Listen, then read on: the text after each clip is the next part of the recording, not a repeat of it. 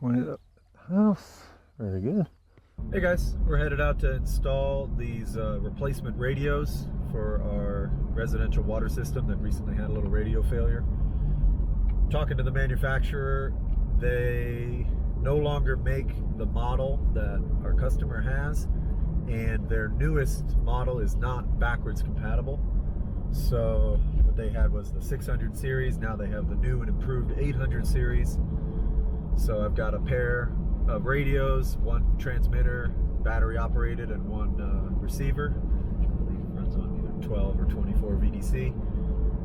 So we'll head up there, and it's really just a like-for-like replacement. Should be really straightforward. But they sent a bunch of documentation and everything else with it, so it's all pretty easy to use. And yeah, we'll just get it all landed and connected, and we'll test out the system, make sure it's working, make sure the radio fault's working, and then call it good, and they should be on their way, running an automatic again. All right, I'll see you there.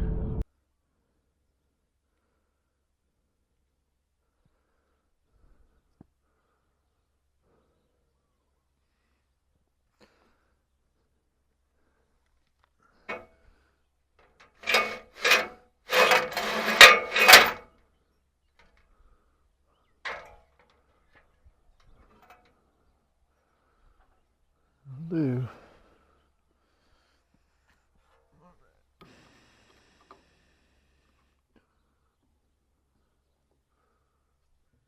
Here's our transmitter wires to our float switch. And they're normally closed, so as the float hangs, it closes. This is from our transmitter. It has a tiny bit of source voltage on it, but this is our old damaged one, so we'll pull him out, throw in the new one.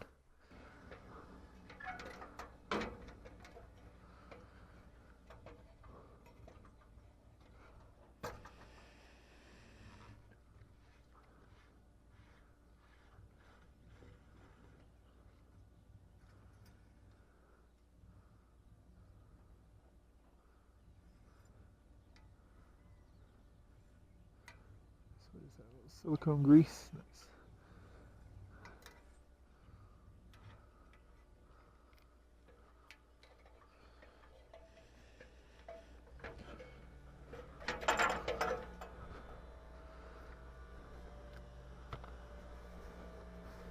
And I'm hoping I don't need a snake. I can just push this wire down.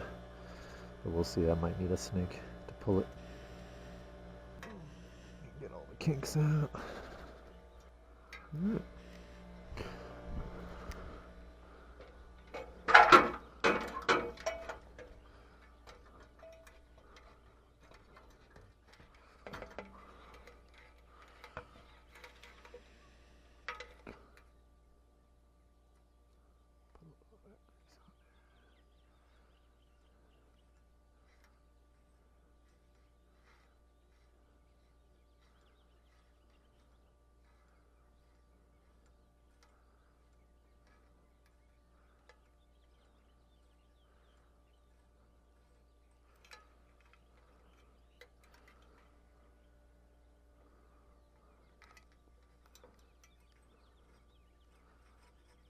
I'm gonna hit something. Probably in the box. What are we gonna do?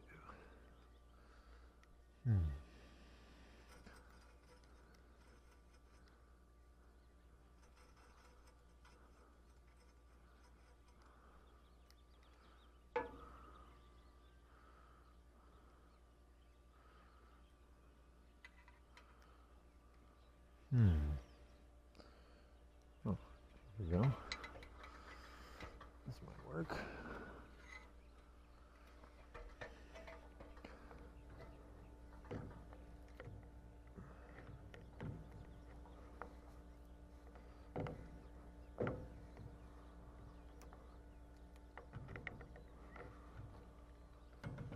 Sit them there. Bend that up.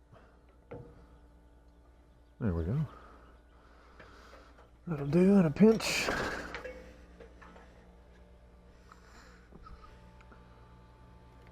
we go. Stick them out like that.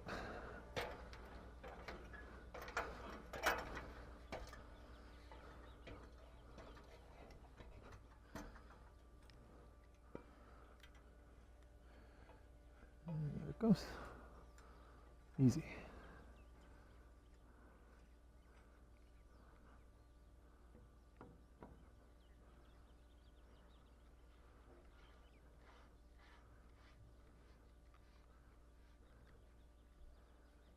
And our receiver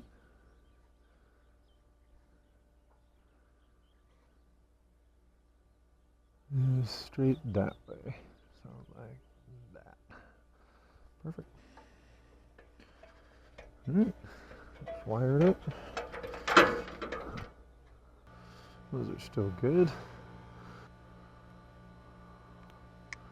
Before I connect those, I want to see the status of the float switch.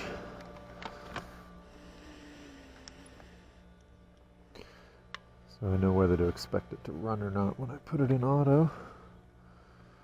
And it says in the manual to not even connect continuity check to that. You don't want to put even your meter's voltage on the transmitter wire. Okay, float switch is currently open. So they got enough water in the tank to lift the float. That checks out. Okay.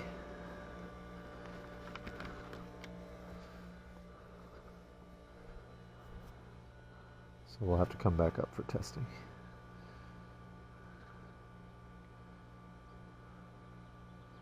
That's okay.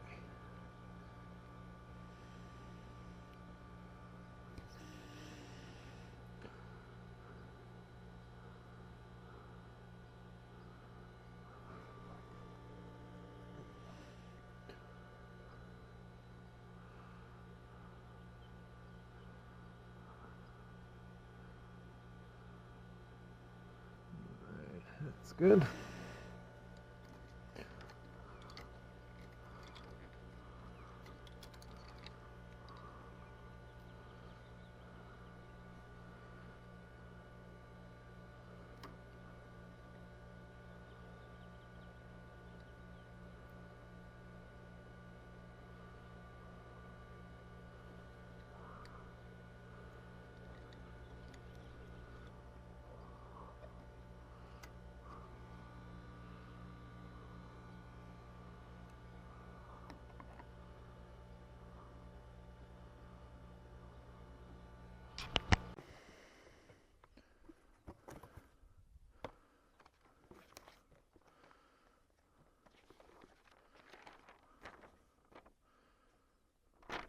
Transmitter,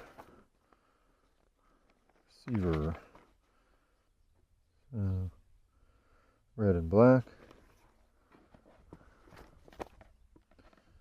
and fault relay contacts, white and green, and white and red, and output relay contacts, brown and orange, closed, and we'll use brown and yellow. Let's go up. Let's go up and see if the 600 series has the same wiring as the 800 series. And if it does, that'll make this really easy because then it's just like for like.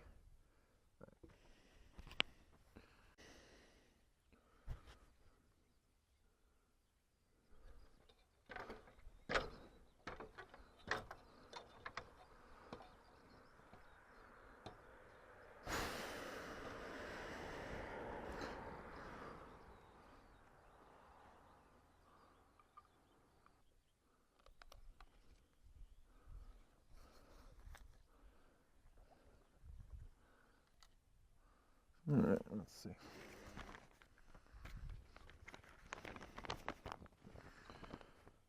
So we got a dedicated red and a dedicated black. That makes sense. Are they using white, green, and white, red? White, red is not in use. That's interesting. White, green is. There's an alternative way to wire this. Ah, that's probably what they're doing, not using white, red. So, white, green, brown, and then yellow.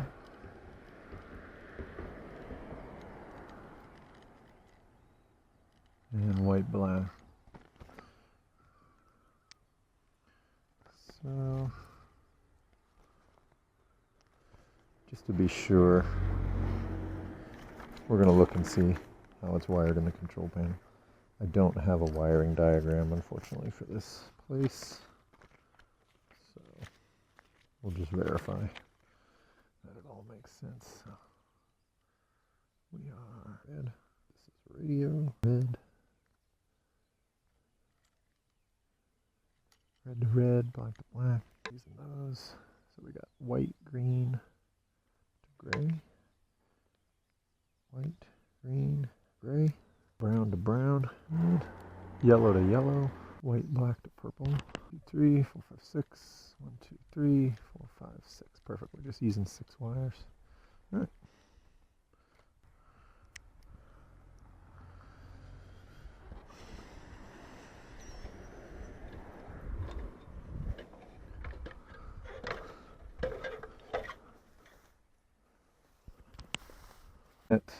Come down to these 2 wires here, yellow and purple.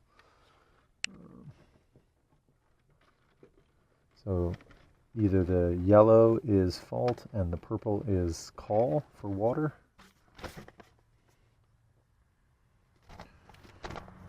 Kind of thinking that yellow is call for pump and purple would be the fault. So let's see if we put 12 volts DC onto purple. Will the strobe go off? Yep, strobe's going off. Very good. And then if we put 12 volts DC onto yellow, will the pump run? 3, 2, 1.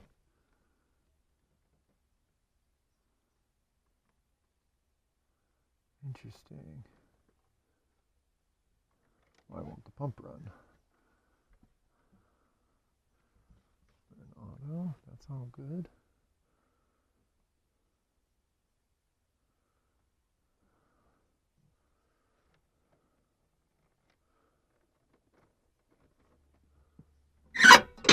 Let's try cycle power, maybe that. Maybe you have to cycle power to clear the radio fault.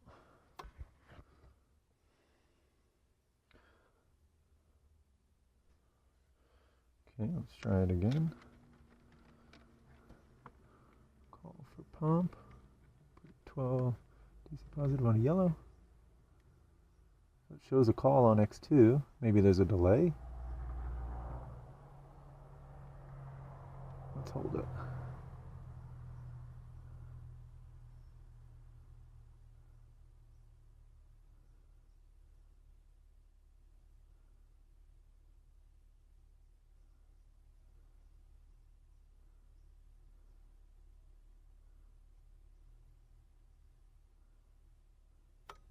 There we go. Awesome. So there's a little delay there. And then as that auto contact opens, we just got flow there, very good. And it just shuts right off. Very good. Okay. So yeah, we can just wire it up exactly the same as the existing one. Fantastic. Let's shut off power. With our Thomas Edison disco. Very good. Power's out. Okay, let's do it.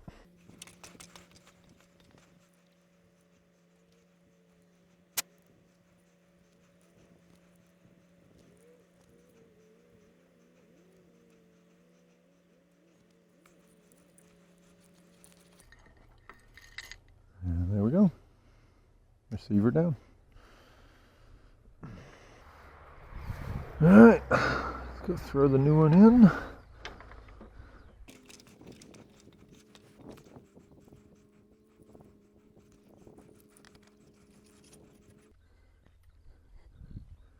And point it up at the house. Very good. What a shitty view.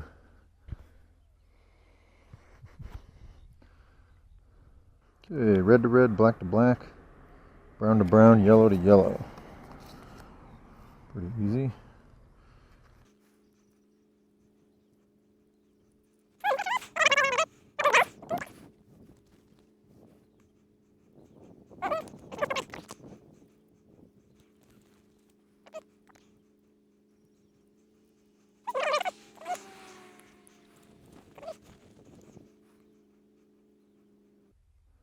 And then let's just double check. Red to red. Good. Black to black. Good. White, green to gray. Good. Brown to brown. Good. Yellow to yellow. Good. White, black to purple. Good. Spares. Alright. Close them up.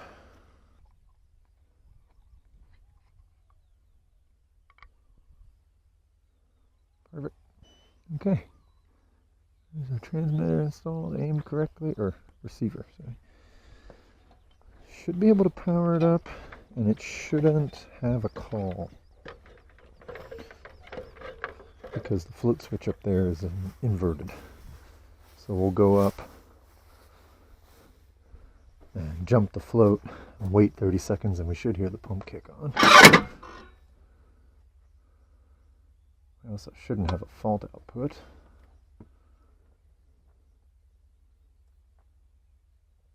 Good. We should go up there and look at the lights on that thing too. Not getting the call for pump. Very good.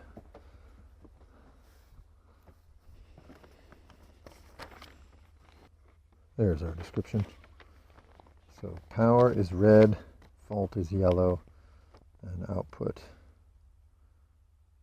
is green, I believe. Let's go up there and see if those LEDs are lit. They should be.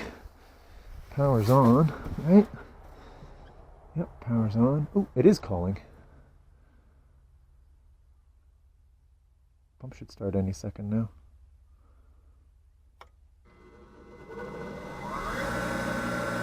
Cool. When I was last up there, the float was open.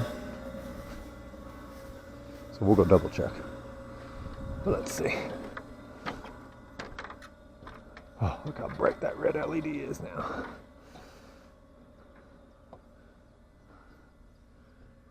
And the green is lit, and so is the red. We're in business. Alright. See you on the next one.